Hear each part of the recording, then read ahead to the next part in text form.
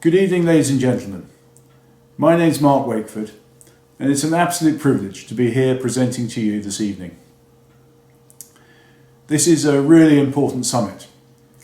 As you know, the UK is predicted to struggle to meet its carbon targets, and we need solutions now that can affect and improve our chances. But first, I should give you some credentials on why I've been allowed to take up some of your very valuable time. My day job is as chairman of Evo Energy, one of the foremost design, build and maintain contractors for commercial projects in the UK. To give you an example of some of the stuff we're doing, we're currently installing 10 megawatts on a single roof up in Leicestershire.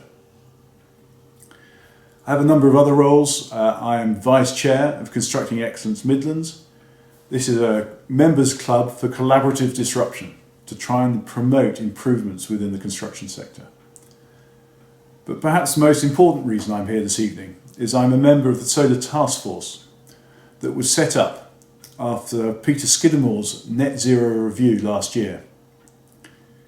In this review, Peter suggested that there ought to be a government industry initiative to see how we can unlock some of the blockers and promote some of the opportunities to deliver 70 gigawatts of solar generation by 2035. So the government's created this task force. It's chaired by Minister Graham Stewart of the Department for Energy Security and Net Zero, and it's co-chaired by our very own Chris Hewitt, who's the Chief Executive Officer of Solar Energy UK. There are then 10 of us on the committee, drawn from both industry and from government. Now, as you can imagine, delivering 70 gigawatts requires quite a wide remit, and so we've split ourselves into 4 separate groups. The first one is looking to see how we can improve the network to allow us to connect 70 gigawatts of generation into the current electrical network. There's a group looking at the skills and the skills required from the sector to be able to ensure a robust and economic delivery. There's then a group looking at the supply chain to ensure that innovation and the mechanics within the supply chain are all working. And the last group's a rooftop group, looking to see how we can resolve some of the other obstructions to 70 gigawatts and promote the take-up of solar far and wide. Now, the task force has to produce a route map by spring next year. We're not expected to have all the answers, but we are expected to be able to make recommendations on where those answers will come from if we haven't got the answers to promote at that time. So it's going to be quite an extensive document, and we are at the moment pulling together the ideas that will make up the backbone of this of the route map. So my role in the task force is really twofold. I sit on the supply chain group, where my role is really promoting the risk transfer and the transparency of risks throughout the supply chain. I have a view that if we're going to increase the turnover through the sector, then we're only going to be able to do this if it's very clear about who is responsible for what, and the liabilities and responsibilities are very clear at each level and each transfer of responsibility. I'm also then very keen to make sure that everybody in the supply chain gets paid appropriately and promptly for the work they're carrying out. My biggest role, though, is as chairman of the skills group. The skills group then is really tasked with finding out how we're going to have the right number of people at the right skill level to be able to deliver on the promise of 70 gigawatts. The group I have is taken from across industry in both government and private sector, from doers and to educators to those that regulate. So we have a very broad group, and we really see our role as evolving the professionalisation of our solar sector. Our objective is we need to ensure a reliable, economic and robust generation capacity within the UK. And we need the workforce with the skills and competencies to be able to deliver it and support it. So we've split into 2 discrete areas. We have one area looking at how we get the numbers into our sector to make sure that we get the numbers we need. And the second area looking at skills. So I look at the numbers first.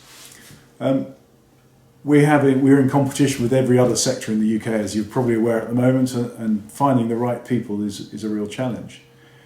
We are, though, blessed in the solar sector by having a number of unique selling propositions. We have the ability to attract people in to deliver the net zero requirements of the UK. Delivering clean energy is an aspirational activity, and bringing people in to support that is clearly a much easier task than perhaps some of the other industries who are also looking for people. So our role is really to get that message out there, get it into the schools and colleges about the opportunities and the routes that we have, and to prepare our businesses to be able to respond to those inquiries as and when they come. Now, to do that, we're doing a number of things. We're promoting some careers fairs across the country, where we're hoping to link the schools, local schools, with local colleges and local employers. And many of the employers I'm talking to at the moment see this as a way of planning their workforce in the same way they actually plan their jobs they're going to do. So they're saying that we're going to be here in 5 years' time, we can see the work that's going to be required in 5 years' time, but we don't know who's going to be doing the work in 5 years' time. So can we start looking at working with schools and colleges to start predicting and planning the applications to join our companies to be able to allow us to bid and do these works in 5 years' time. Some real planning going into these businesses, and their businesses being very mature in approach to how to do it. The other aspect about the numbers game is that we as a sector are not very diverse. We don't have great representation from those hard to reach parts of our society who can come in and support what we do. So we're looking to see how we can improve the diversity, how we can get the message out into our companies within the sector of the things they have to do, the changes they have to make themselves more attractive to those hard to reach sectors. And we have a number of initiatives that we're running in that sector, as well as piggybacking on a lot of the work that's been done from many other sectors. Moving on to skills then, the first thing to say about skills is that we have to look at the whole value chain. We're looking at skills from inception through the sort of the feasibility of the planning, through design, delivery, and right the way through to maintenance. What we recognise is any blockage or any failure anywhere along that line is going to mean that we're going to struggle to meet our 70 gigawatts. So to give you an example of that, we're currently working with the government department responsible for local planning because we've identified that local planning is struggling to deal with the applications for large-scale solar farms. We need to support, we need to understand the blockers to creating that competence and that level, that ability to deliver within the local planning authority. And so there's work going on in that area there. If I then go from sort of the general broad overview and bring it down to some of the specifics, we're looking at an apprenticeship for the solar sector. So we're currently going through a process of pulling together employers to join a trailblazer group who will then inform the type of apprenticeship with the knowledge, skills and behaviours we require in our young people coming forward. So those apprenticeships, we're currently looking at a solar maintenance technician, and if we can get that right, then that apprenticeship will be available nationally to those who want to become and join our sector. This has two clear advantages to me. The first is that it provides a valid career path in a sector that traditionally we've been on the solar coast and we've only offered short-term jobs to.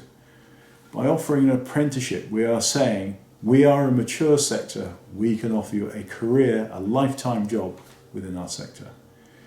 It's also then providing an underpin of the skills behaviours and knowledge that we require in our young people or those doing apprenticeships. We have many older apprentices as well, so don't forget them. And we need to look at how we bring these people in.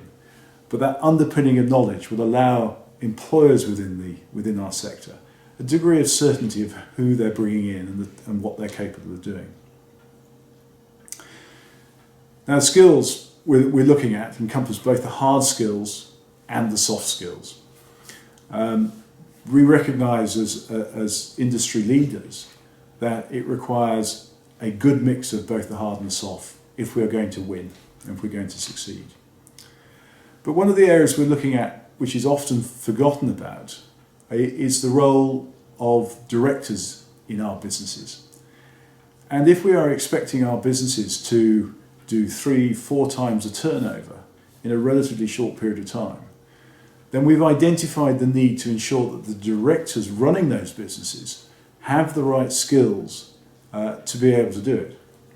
And so that's looking to see whether directors have the right skills around governance, about process, about health and safety, about quality assurance, around about finance, and be able to identify the risks that those businesses are running and to be able to do something about it. So we're going to look at how we can improve or offer to improve those skills around the boardroom. So in conclusion, the aspiration, the opportunity for solar is to play a huge role in the mix of energy generation within the UK. This necessarily means that there is a huge opportunity for those businesses and organisations that are operating within our sector. We need to get this right, and if we get it right, we will be delivering reliable, economic, robust generation capacity for the UK economy. If we do that, we will need to be a high skills, high value industry, and that will be a benefit to all of us. If we get it wrong, I'm afraid the opposites will apply, and we will cede control or cede generation to other more expensive forms of generation because we simply haven't been able to deliver or step up to the challenge. So, what do we need to be able to make this happen? Well, in my view, it starts with political leadership, and I believe we have this. So the current Tory administration, is on a 70 gigawatt path by 2035. Talking to the Labour Party, they're on a 40 to 50 gigawatts by 2030, a similar trajectory and also similar demands upon our sector. So, if we have the political leadership, what else do we need? Well, ladies and gentlemen, I'm afraid it's down to us. It's down to every single one of you here in the audience today and all the businesses and people within our sector. For those of you running businesses or running organisations in our sector, I would ask for a little bit of self-awareness to start with. Have you got the skills to be able to manage your businesses most effectively and efficiently for a 2, 3, 4-fold increase in turnover? After a little bit of introspection, I then ask you to look at your businesses on how they can operate efficiently, effectively, how they can plan for this increase, how they can get involved in training your people, how you can get involved in taking on apprentices, and how you are going to work collaboratively with all your stakeholders, both supply chain and customers, to be able to deliver efficiently and effectively. My own view around about training is slightly extreme. I believe that businesses ought to be offering 10 days of formal training per person per year. In our sector, we've seen the solar coaster going on, and are we going to be working or are we not going to be working? Well, the trajectory is now clear, but so is the innovation that's coming, so the challenges that are coming in terms of increased turnover, increased workload. And the only way I believe that businesses are going to be equipped to be able to deal with these challenges is making sure they have a qualified, competent workforce from the boardroom right the way through to be able to tackle these challenges. So if that's what I'm asking about businesses, for those of you in the audience who are not businesses and not business leaders, I would point out that actually we are all leaders. We are all leaders in the solar sector. Every single one of you can lead by example. Every single one of you can take your sphere of influence and make sure that we're doing the right thing for the growth, the correct growth, the right valued growth in our sector. Are we training? Are we managing the risks? Are we taking the opportunities? It's up to all of us to be able to make this happen and to bring it together if we're going to deliver on the opportunities of delivering 70 gigawatts. Ladies and gentlemen, I started by saying that the UK will struggle to meet its carbon targets by 2030, 2035. The solar sector has a massive role to play in making sure that we do meet those targets and that we do start changing behaviours within the UK to be able to get to net zero by 2050. The opportunities for our sector are large, but ladies and gentlemen, failure is not an option. I'd like to thank you there. Thank you for your time. I'd like to wish you well for the remainder of your summit, and I'm very happy to take any questions which should be passed to me through the chair.